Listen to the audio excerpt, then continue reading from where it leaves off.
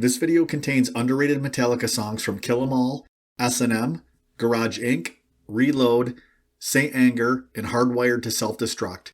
And if you think you know what songs they're going to be, don't be so sure. Is it even possible to have an underrated song when you're a band that has sold over 100 million albums worldwide?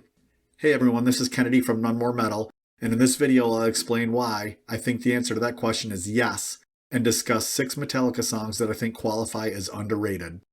Before getting into the songs, I think it's important to clarify what I mean by underrated. These songs are underrated relative to other Metallica songs. I realize that every Metallica song that has ever been recorded is on a multi-platinum album. So in the grand scheme of things, all of them have been showered with significant attention and adulation.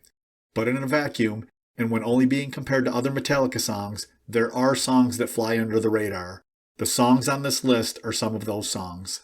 The first song on this list is Minus Human from S&M. S&M was released in November of 1999 and featured live versions of Metallica songs accompanied by a full orchestra. 2 new songs were written specifically to be recorded and included on this album, No Leaf Clover and Minus Human. Of these 2 songs, Minus Human seems to be looked at as the other new song on S&M. It's only ever been performed live 4 times, all of which were in 1999. I was lucky enough to see one of those performances when Metallica played a show at Madison Square Garden promoting the release of S&M. By contrast, No Leaf Clover has been performed live 140 times. Because it was written specifically to be performed with an orchestra, Minus Human showcases the collaboration better than some of the pre-existing Metallica songs do. There was more musical space left for the orchestra to fill. The lyrics admittedly aren't the best that James has ever written, but I like them. They appear to be related to the struggle between life and death, which is not an uncommon theme for a Metallica song. Another thing about this song that I like is that, because it's live, we get to hear Jason's backing vocals, which isn't the case on the studio albums. With S&M being over 20 years old at this point, it's possible you haven't listened to Minus Human in a long time.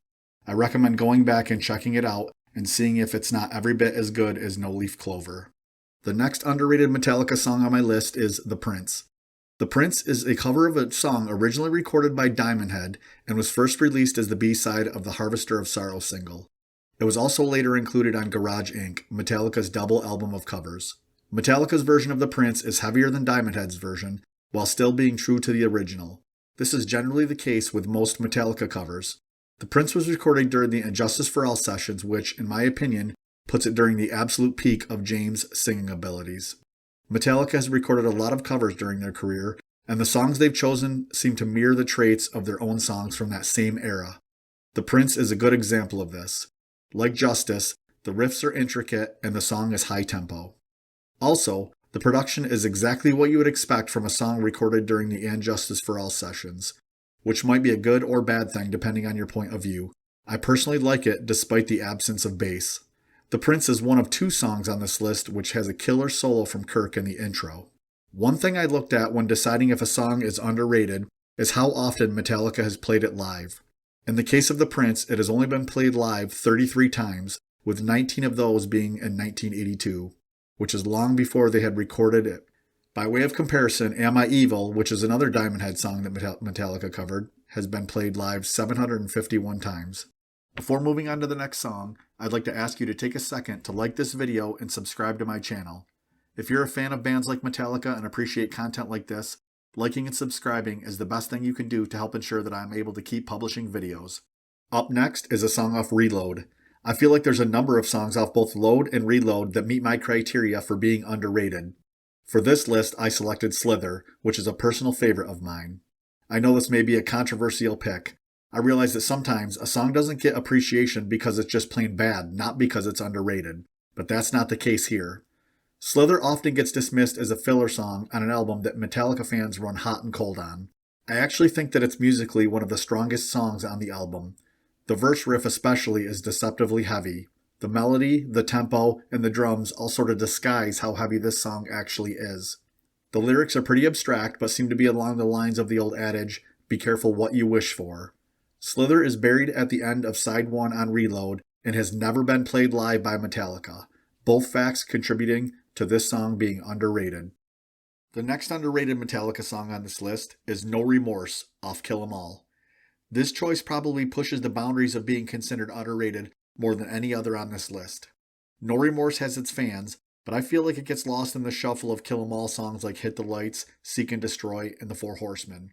It's also buried on the album, being the 8th of 10 tracks. Metallica played No Remorse often earlier in their career, but has only been played in the set 7 times in the last decade. For me, this is the prototypical Kill 'Em All era song. If I'm showing someone one example of Kill 'Em All, this song is it. Similar to The Prince, which I discussed earlier in this video, No Remorse has an amazing solo by Kirk in the intro. From a quality standpoint, I don't feel the need to defend No Remorse because I've never really heard much criticism of it. It's generally accepted as a great Metallica song, but I feel it's one that doesn't get as much recognition as other songs of its era. Next up is the Unnamed Feeling from Saint Anger. Of course, there was going to be a Saint Anger song on a list of underrated Metallica songs. When an album is generally regarded as a band's worst, there's bound to be one or two gems which go unrecognized.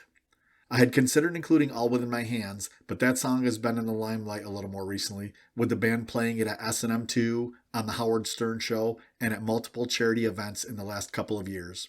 The Unnamed Feeling, on the other hand, has not been played live since 2004. The lyrics on this song are some of the most inward-looking and personal of Metallica's career, which is interesting considering Saint Anger is the only album with lyrical contributions from other band members. There's no guitar solo, as with all other songs on Saint Anger. I've always been skeptical about the decision to abandon solos on this album, but I don't think it prevents the Unnamed Feeling from being a good song. The production issues that plague Saint Anger don't bother me as much on this song. Maybe it's because the drums aren't as prominent as they are on something like the title track or Some Kind of Monster. Also, the chorus doesn't have the abrasive for the sake of being abrasive aspects that a lot of this album has, which I think is a plus. The final song on this list is Atlas Rise from Hardwired to Self-Destruct. I debated on including this song because it was played quite a bit live on the World Wired tour, and it also has a prominent place as the second song on the album. However, I don't really see it being discussed in the Metallica community, and I suspect it won't appear in the live set lists going forward. It has been nearly 3 years since the last time it was played live. Nowadays, on the rare occasion when a Hardwired song is played in concert, it's usually the title track or Spit Out the Bone. When Hardwired to Self-Destruct was released, I thought that this was going to be the standout track, the one that would endure throughout their career and be played frequently.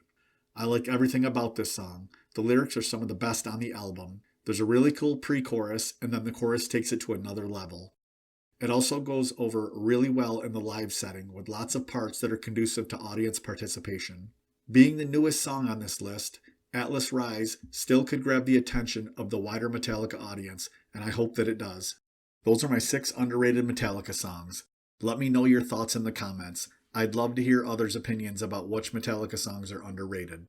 Also, remember to like and subscribe, and I'll see you next time.